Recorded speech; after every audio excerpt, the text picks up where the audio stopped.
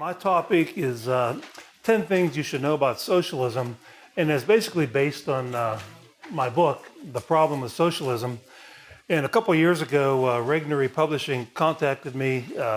They contacted Tom Woods first, but he said Tom Woods Incorporated keeps him too busy.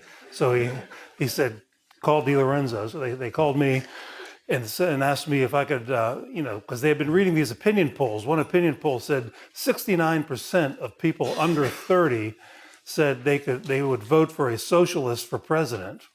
And so that's kind of alarming to hear that in America. And so they asked me if I could put together a short book for the millennial generation about making the case against socialism. And they asked if I could do it in 5 weeks. And I did. It was in this off season. I wasn't teaching, so just all day, every day, 4 weeks, I churned out the book. And so anyways, that's the purpose of the book. And so I thought I'm going to summarize some of the main points about socialism, things you ought to know about socialism. Maybe these are talking points that'll help you debate your commie roommate back at school or someone like that. Might even help you get kicked out of school. Who knows? Which would be a good thing for some people. So socialism defined, the classic definition in the early 20th century was government ownership of the means of production. So when you see countries becoming more and more socialist, it means their governments have been taking over various means of production. When the British nationalized all the commanding heights of their economy after World War II, they became more and more socialist. And so they didn't become totally socialist in the central planning sense like the Soviet Union, but they lurched in the direction of socialism. And now in Friedrich Hayek's famous book, The Road to Serfdom, in the 1976 edition, he argued that over the years, between the early 20th century and then mid-70s, the definition of socialism had changed. He said that it changed to include the institutions of the welfare state and the progressive income tax, because in his words, the ostensible goal was always egalitarianism, or the pursuit of equality through forceful governmental coercion, and the means just changed. He said the original means were government ownership of the means of production, and that didn't work out too well. And so they switched to different means, the welfare state and a progressive income tax. And so that was Hayek's idea. And now, I would encourage you, if you're interested in this, read at least some of von Mises's book, Socialism. It's a great classic. It's online. It's for sale here at the Mises Institute. And in the latter chapters of socialism, Mises says that an important part of socialism is what he called destructionism. And in the spirit of Patrick's deciphering of Murray Rothbard's bad handwriting, I wrote it down. Patrick Newman's bad handwriting. I wrote down just a minute ago, one of the things that Mises said in the book about destructionism. He said destruction is the essence of socialism. Socialism produces nothing. It only consumes what the social order based on private ownership and the means of production has created. And so when you see politicians today who call themselves socialists advocating reparations for slavery, a guaranteed annual income, free health care for everybody, free education, free this, free that, that's basically what they're doing. They're saying we want to loot and plunder the fruits of past efforts of production under private property and give it away in order to prop ourselves up as with political power and to be sort of Uber Santa Claus, just giving everything away. Government is Santa Claus is how I think of it. And so that's what destructionism is. And that, by the way, the group of socialists who came to America in the 1940s, who are known as cultural Marxists, their theory was that the reason why the Europeans did not voluntarily embrace socialism was that they were too wedded to the institutions and ideas of Western civilization, including the ideas of capitalism, in particular, and private property and so forth, and Christianity. They were too wedded to Christianity. Therefore, the ideas and institutions of Western civilization and the ideas of Christianity must be destroyed in order to have socialist utopia.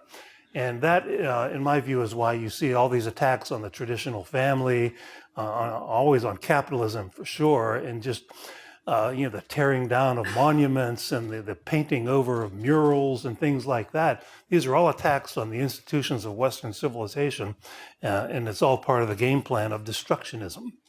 Okay, so that's socialism. Point number 2 is socialism will destroy your economic future. I got a laugh last week when the chief of staff of this Cortez woman, the bartender from Westchester County who got elected to Congress by pretending she's from the Bronx, and the author of the Green New Deal, which Bob Murphy is going to talk about later on today, he came out and admitted, he said, it has nothing to do with the climate. It's all about socialism. It's all about socialism. Okay, and so the reason I got a chuckle, it's sort of, I don't know whether to laugh or cry, is that all the young people, all the millennials who are on board with this, the Green New Deal, it's all about destroying their economic future with socialism. That's what it's all about. And at the same time, granting tremendous amounts of power to creatures like this guy, the chief of staff of this woman, the Cortez woman. And that's what it's all about. And so just study history a little bit. The Soviet Union, our friend Yuri Maltsev, who was an advisor to Mikhail Gorbachev, who's lectured here many times, when he defected from the Soviet Union, he started telling our government, the U.S. government, that the size of the U.S. economy or the Soviet economy was no more than 5% of the U.S. economy. At the time, the CIA was telling everybody it was 65%. And also at the time, in the 1989 edition of Paul Samuelson's famous textbook, the Principles of Economics textbook, which was the biggest selling textbook in the world from the 1940s until the 1980s, he predicted that, this was 1989, he predicted that by 2000, the Soviet economy would be bigger than the US economy. That's what mainstream economics was teaching college students in 1989 on the verge of the total collapse of the Soviet Union. But Yuri was right.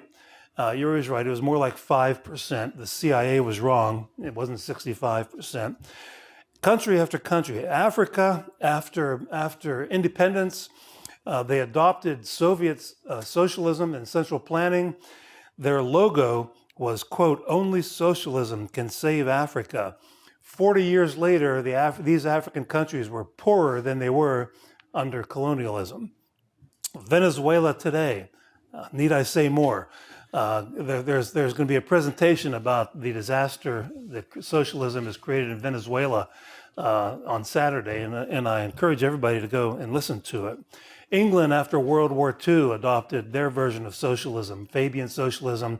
They nationalized many of the major industries. By the 1970s, the whole world was talking about the British disease because they had ruined their economy, and that's what led to the election of Margaret Thatcher, who promised, who was a student of Hayek, not a formal student, but she read Hayek, and she turned things around quite a bit. She wasn't exactly a Ron Paul, but they did move in the other direction. Argentina adopted its version of socialism in the 1940s and 50s under Perón. And then, and he, of course, quickly ruined the Argentine economy and was replaced with a coup.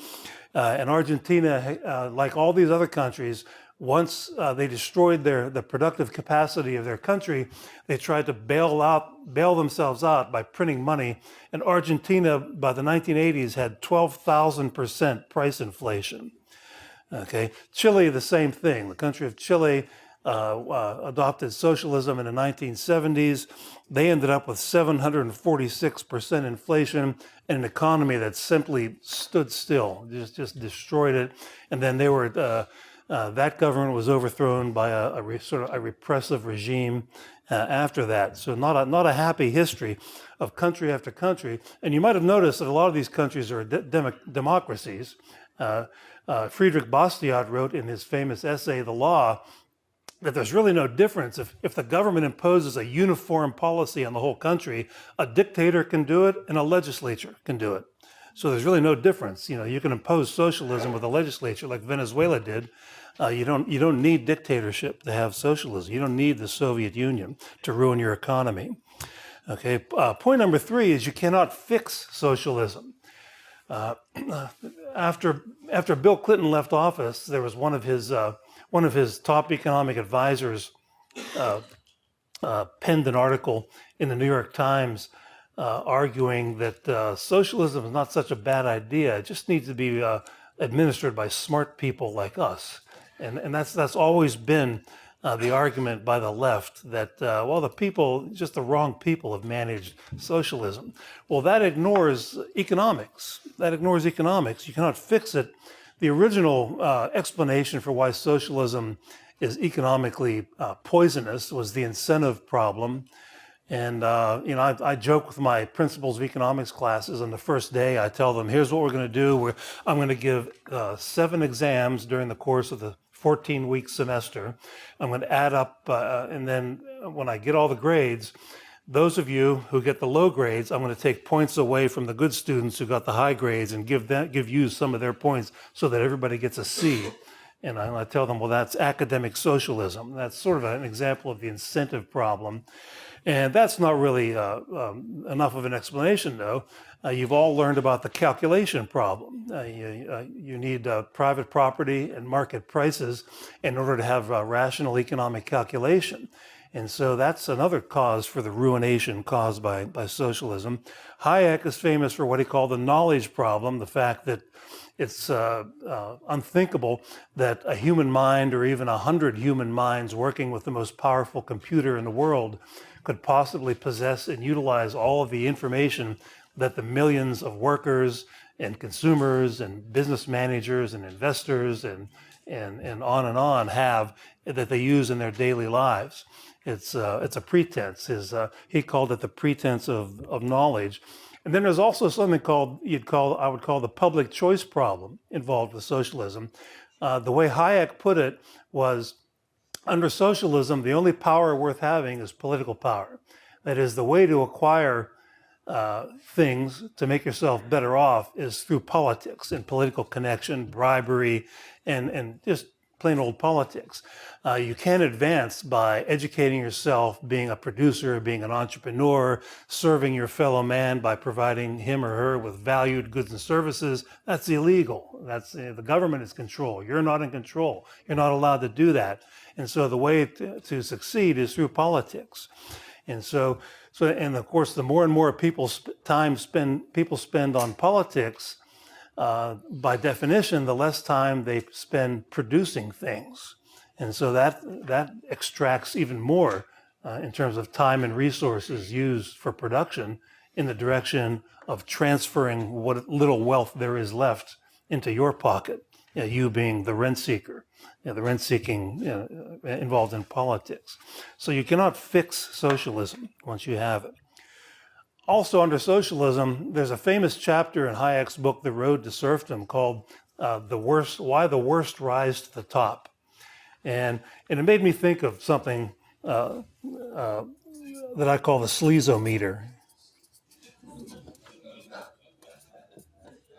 where you might put people like Stalin on one end over here, maybe Chuck Schumer over here, and then some of the nicer ones, some of the moderates, like this woman in England. She doesn't seem too horrible, Theresa May, but so that's sort of like the sleazometer with the extreme sleaze on the left side, on this side over here, and then people they're still sort of coercive thugs, but they're not as bad as Stalin.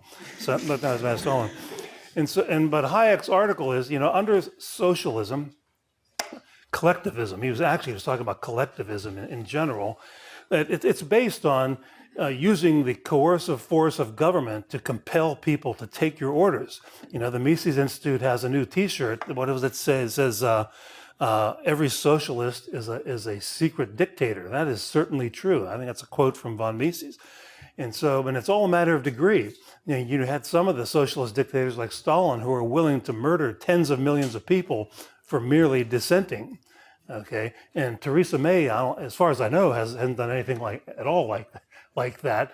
But she still has inherited the accumulated vehicles of coercion that are the state, that have accumulated over hundreds of years in England, and the same thing in our government. When Donald Trump was elected, he inherited the accumulated coercive powers of 200 and some years of U.S. government, and then the next person will do the same. Whoever gets elected next time will do the same, and so that's always a danger. Even if you have relatively nice-sounding people in power, they've got these horrible weapons at their disposal. And so the worst, the absolute worst in history is something you should know about.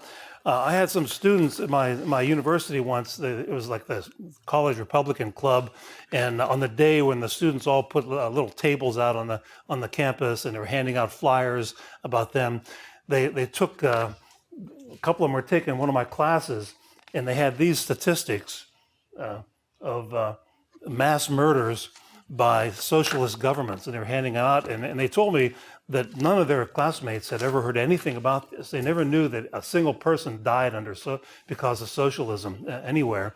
And this is from a book called The Black Book of Communism. There's a sociologist from the University of Hawaii, Rudy Rummel, who wrote a book called Democide. And what this is not death by war.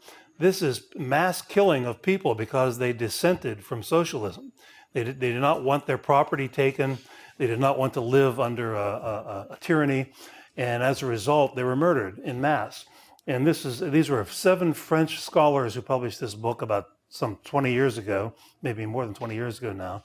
But also Rudolf Rummel's book, what a career he had, isn't it?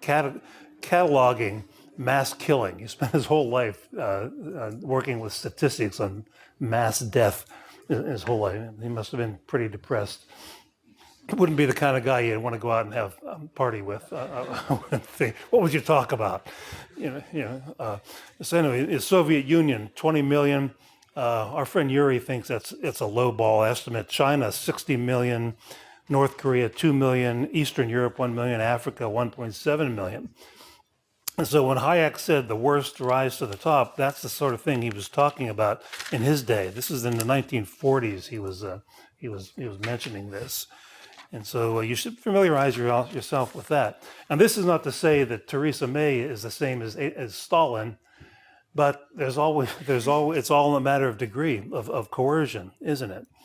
Okay. The next point is that most people don't know that fascism is a form of socialism.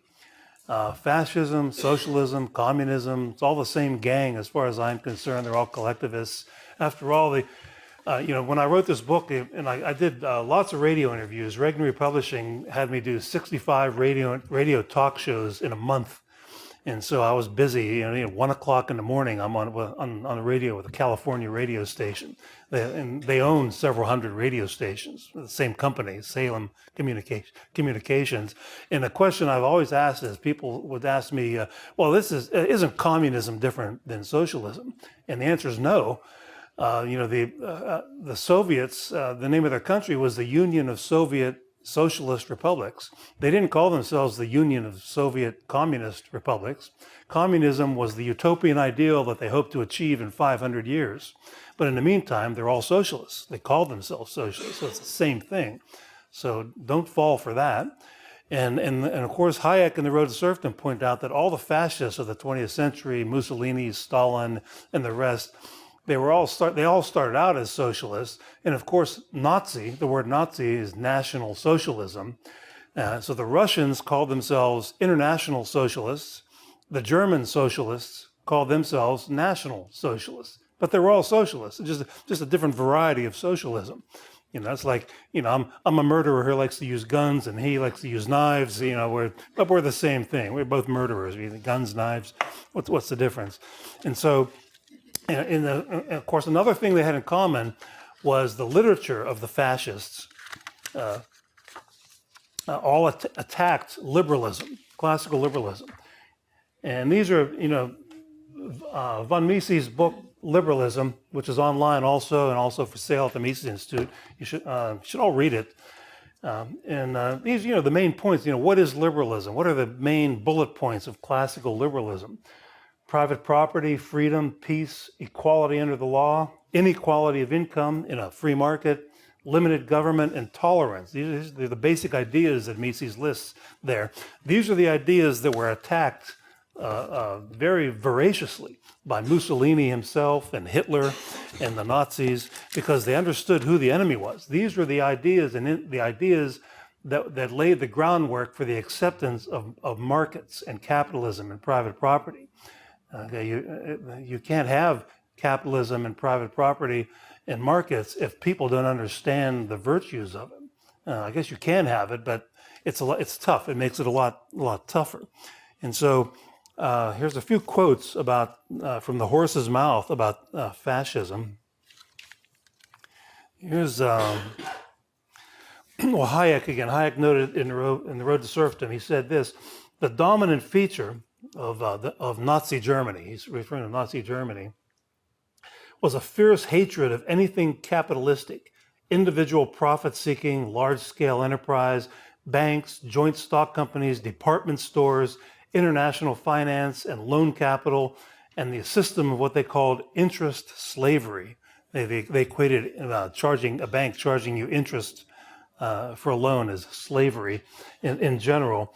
He says, quote, the Nazis was, the common characteristic of the Nazis was their anti-liberal and anti-capitalist trend. They even adopted the slogan, quote, the end of capitalism as their accepted dogma. So that was the slogan of the Nazi ideologues that wrote about that. Mussolini said much of the same thing. I read Mussolini's autobiography once when I'm doing some of my research, and it's kind of funny. If you assigned, say you assigned a class of third graders and said, write a one-page autobiography. I could see the third grader writing the title, My Autobiography. That was the title of Mussolini's autobiography, My Autobiography. And I always thought it sounded sort of elementary schoolish. But he also wrote a book called Fascism, Doctrine and Institutions. He said this: the fascist conception of life stresses the importance of the state and accepts the individual only insofar as his interests coincide with the state.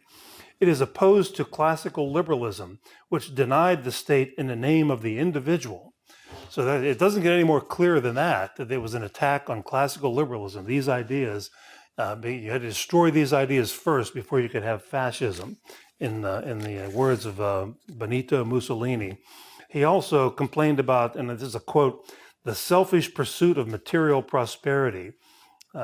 He declared fascism to be a reaction against the flaccid materialistic conception of happiness and implored his audiences to, quote, reject the economistic literature of the 18th century. So don't read Adam Smith. Okay, don't read that. It sounds like the kind of thing they tell in American college campuses today. Don't read this stuff. It's a racist, it's sexist. Adam Smith was a white guy after all. Why should we pay attention to him? That's some of about the level of intellectual discourse in some of the more politically correct universities.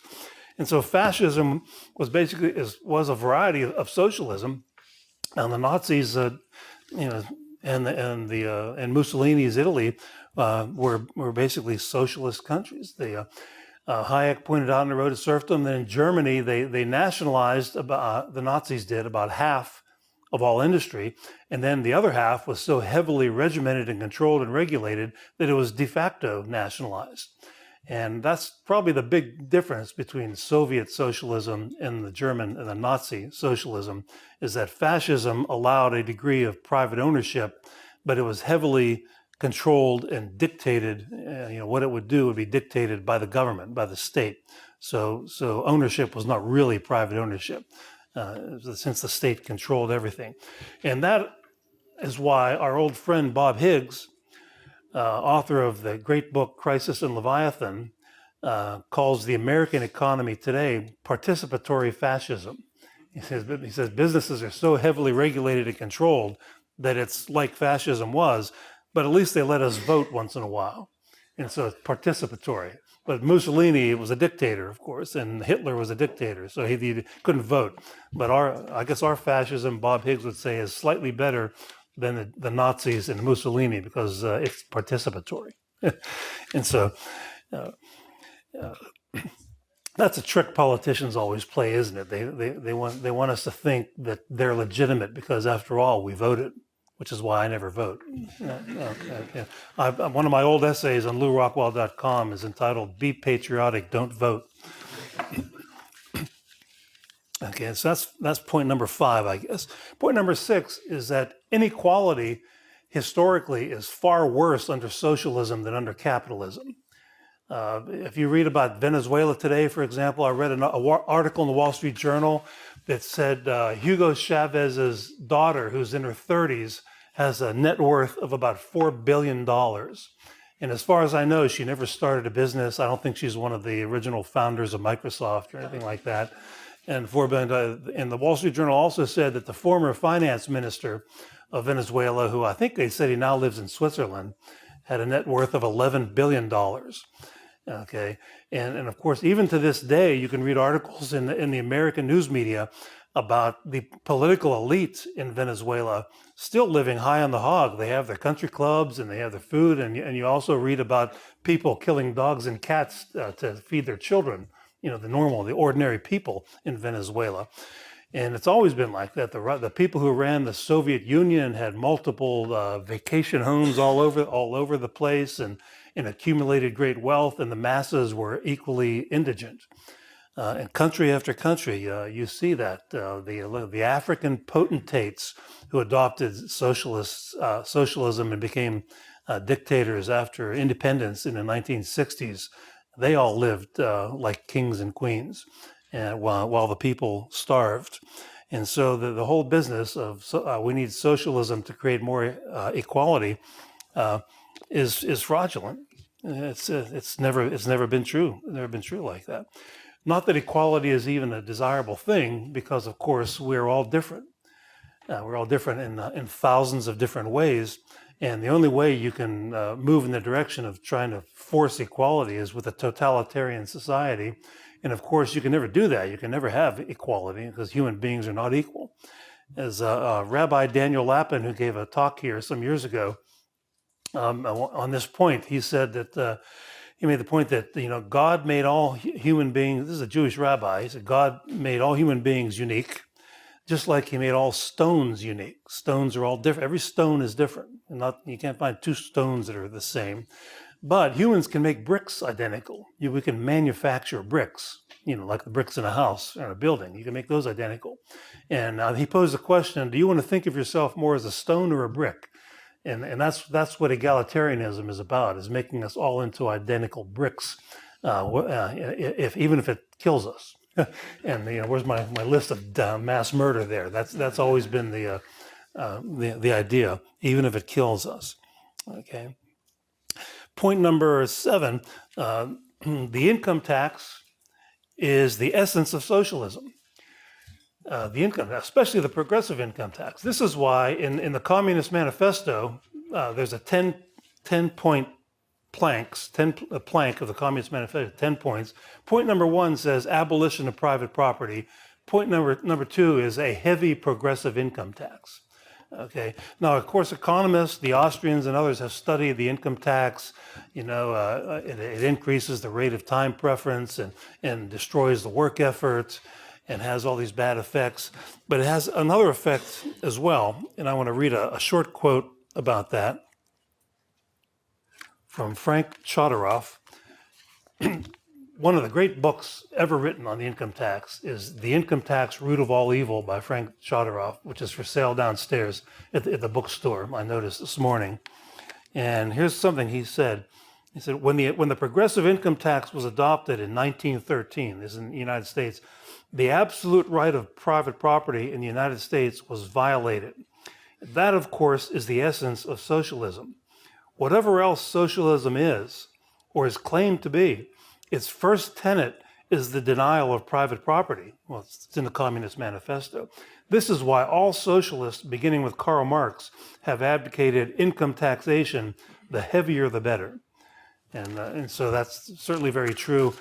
And also, to have socialism, so the socialists of the world always want a centralized governmental power.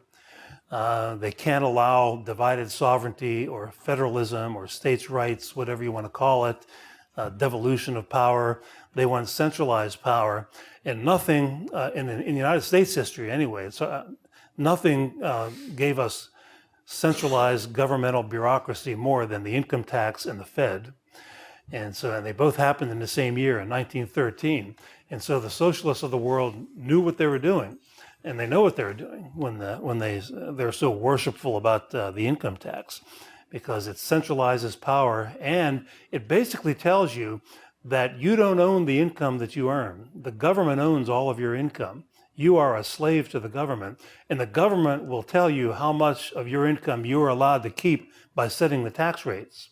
It's our income, and we will tell you how much you get to keep. And so Chodorov, I think, was right on the money when he wrote that.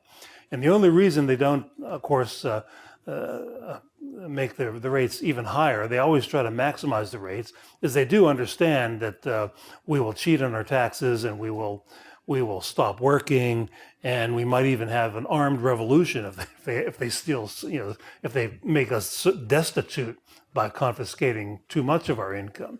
So even the people who are on my sleazometer have to be careful about that, because as Rothbard wrote in quite a few places, and it reminded us that any state in the world is greatly outnumbered by millions and millions of people. And so any state is always just a relatively small group of people. And so they always run the risk of a revolution or a violent revolution. That's why they spend so many resources on propaganda and indoctrination. It's sort of a way to quell revolutionary impulses on the cheap. They don't always use violence to put down revolutions. Indoctrination and propaganda is also a tool that is very essential there. Okay. Point number 8.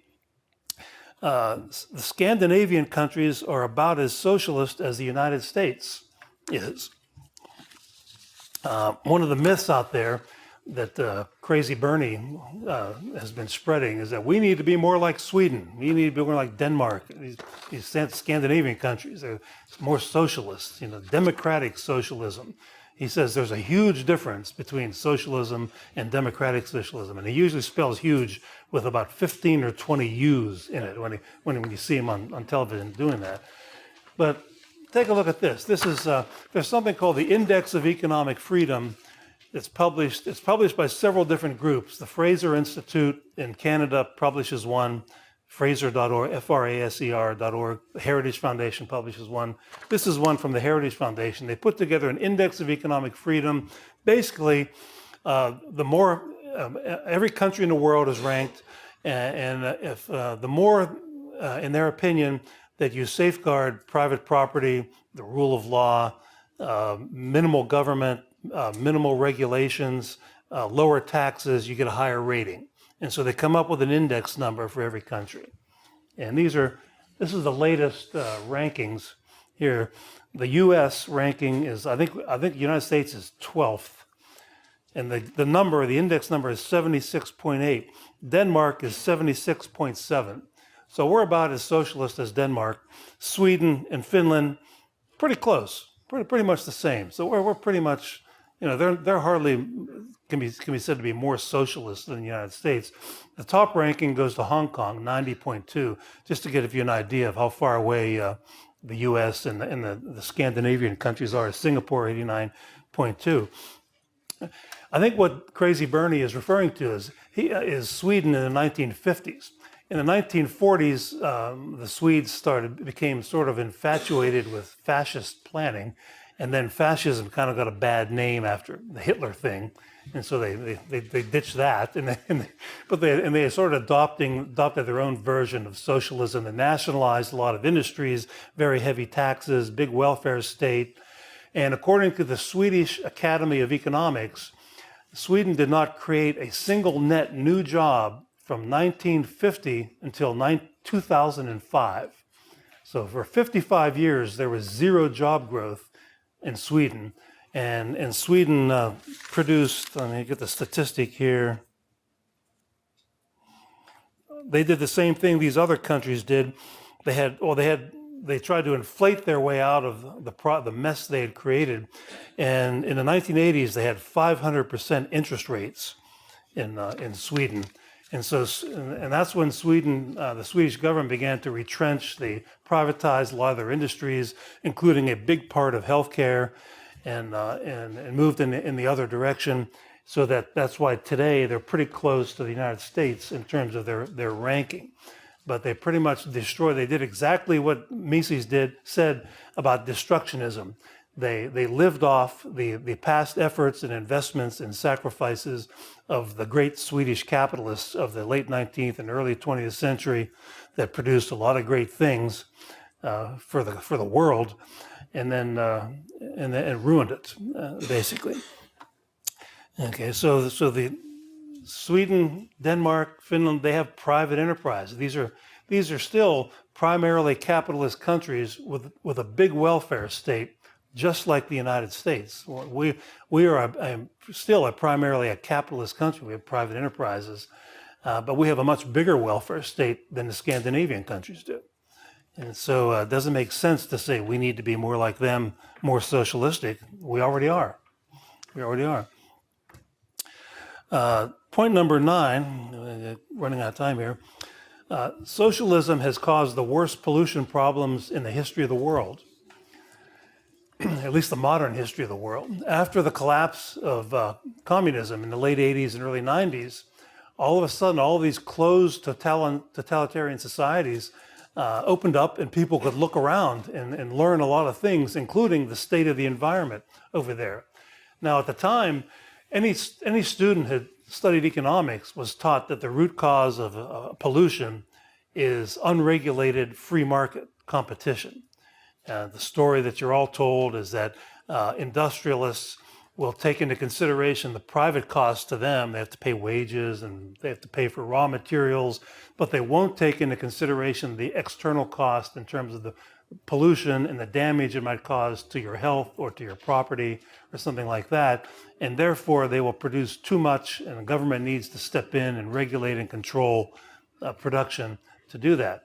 Well, if that theory is true, then what would you expect the environment to look like in countries that outlawed the pursuit of profit for 50, 60, 70 years? If the pursuit of profit is the root cause of pollution, and then you have a society that outlaws the pursuit of profit, the legal pursuit of profit, for half a century, what would you expect the environment to look like in those countries? You expect it to be pristine, after all, if that's the root cause. Well, the exact opposite turned out to be the truth. And there were even books published with titles like Ecocide in the USSR. And this is true not just in the Soviet Union and under communism, but Venezuela today, Lake Maracaibo, I'm not sure that's how you pronounce it. Hundreds of tons of untreated sewage flow into it every day.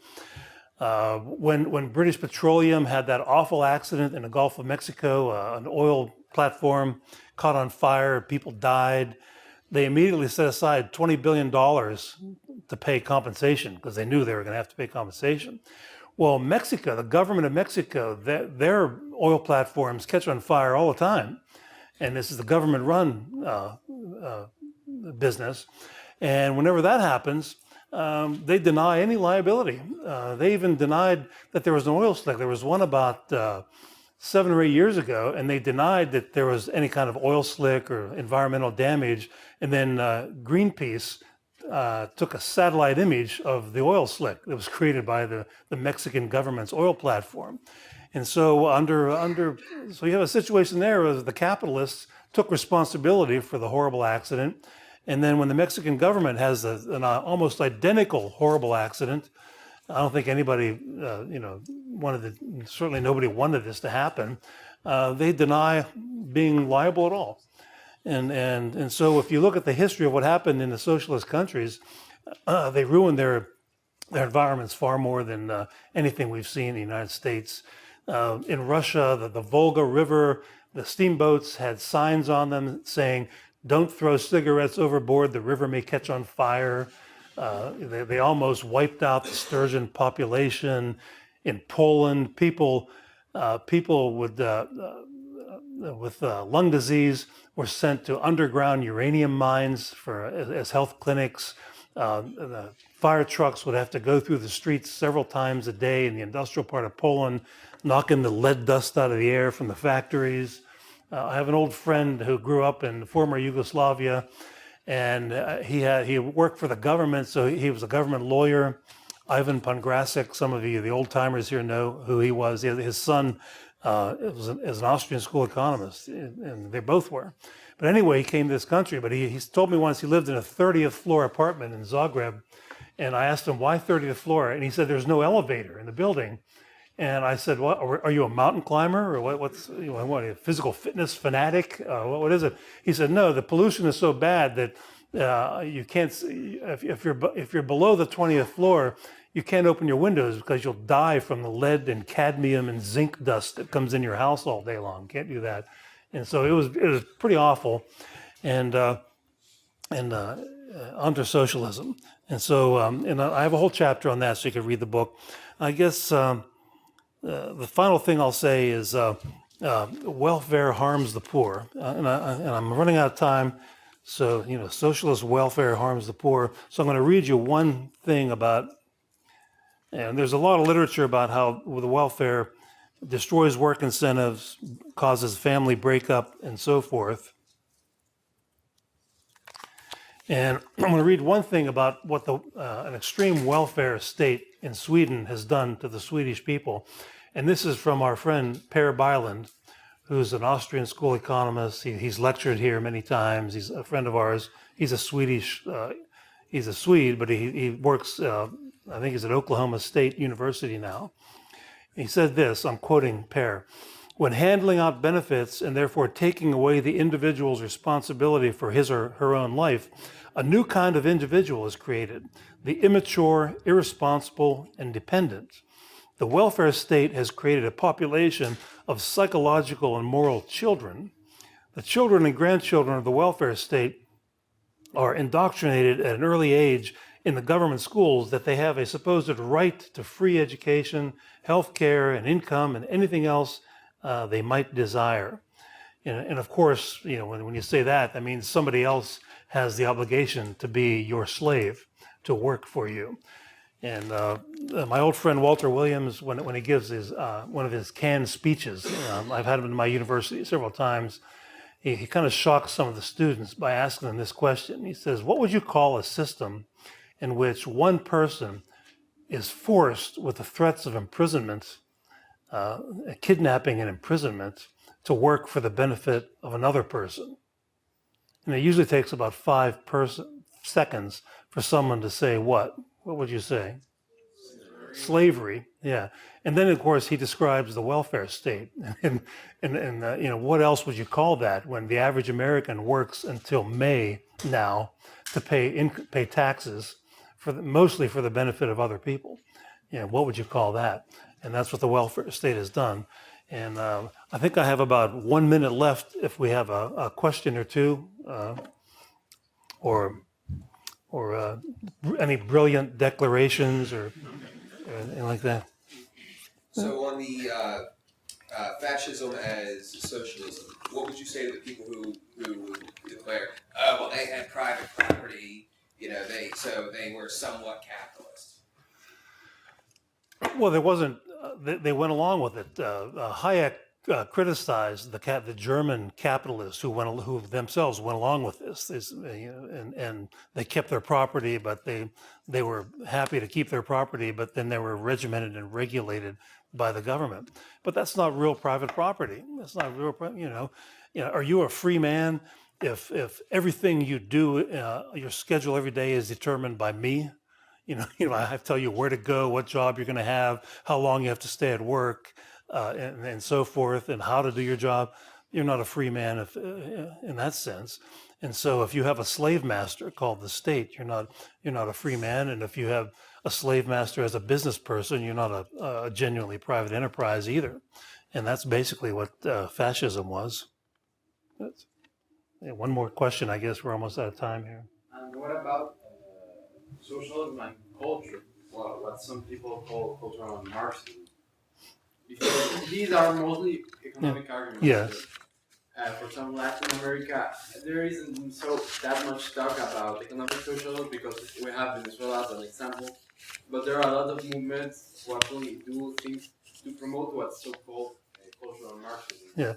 That's the brand of Marxism that infects the United States today too. But we do still have people who are making the case for economic socialism. It's still, you can't separate the two really. The history of this, I wrote a little essay. It's on LouRockwell.com called "Misesian Destructionism Then and Now," and I summarized some of this. But the cultural Marxists, these were European immigrants, came to America and became extremely influential. Their ideas totally dominate American universities now, and probably in your country as well. And what they said was that these were all people who tried to bring Marxian socialism to Europe, and they failed. The people did not go for Marxian socialism in Europe. It was imposed on Eastern Europe after the war, but the people themselves did not want that. And they decided the reason for that was the institutions of Western civilization, like I said earlier, had free market economics, the ideas of liberalism, constitutionalism, democracy, all these things. The people did not want to give that up. And also Christianity. If God is your sovereign, then some politician cannot be your sovereign. God is your sovereign. They didn't want that. They wanted themselves to be your sovereign and to order you around. And that's how else could they achieve socialist utopia? And so they said very clearly in their writings that their objective would be to destroy Christianity and to destroy the institutions of Western civilization. And that's what political correctness is all about. That's what cultural Marxism is all about. That's what's going on. All the attacks on the traditional family, especially the traditional family. One of these characters was a Hungarian, Lukács, and when his party got into control in Hungary, this is the early 20th century. He was some sort of, I think they made him a minister of culture, and he started advocating all sorts of wife swapping and all sorts of anything to destroy the traditional family, and they were kicked out. They were the Hungarians said, "Get out of here." They didn't want that, and so and this is one of the people now who is like one of the leading intellectual lights of cultural Marxism, even though he's long dead. And see, these are the people whose ideas have been embraced by the American left in academia, and they totally have taken over, like in your country. But it's connected to economic socialism because their objective is they want a centrally planned totalitarian society, but they have to get rid of these institutions first that keep the existing society together. Destructionism. So it's all about destructionism that I opened my talk with. That's what cultural Marxism is. It's about destroying these existing institutions. And Marxists have always been they've always been about destructionism, even if they have no idea what will come next. They just want to destroy what is. And then, we'll worry about that later. It's kind of like when Nancy Pelosi said, pass the Obama law and we'll figure out what it says later. That's a classic example of how the Marxists have always thought about these things. And I guess my time is up in coffee break time. Thank you.